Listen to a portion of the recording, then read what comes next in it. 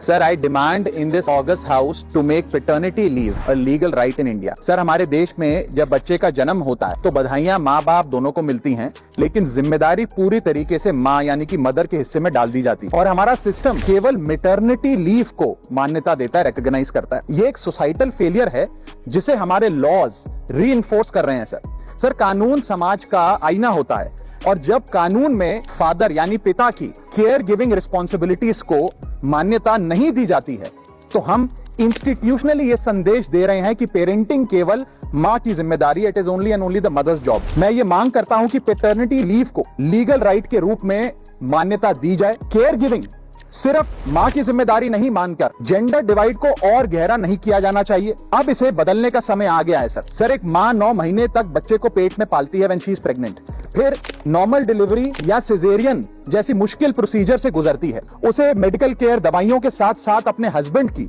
Physical, mental और emotional support की भी जरूरत होती है। पति की भी बीवी के प्रति केयर गिविंग रिस्पॉन्सिबिलिटीज होती हैं, सिर्फ बच्चे के प्रति नहीं।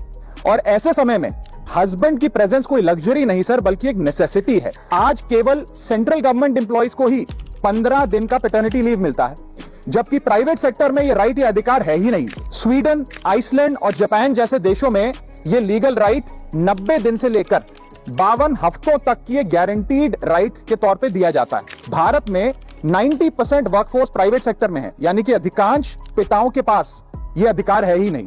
इसीलिए मैं सरकार से मांग करता हूं कि पैटर्निटी लीव को लीगल राइट बनाया जाए, क्योंकि केयर गिविंग सिर्फ मां की ही नहीं बल्कि एक shared responsibility of both the mother and the father. Thank you sir.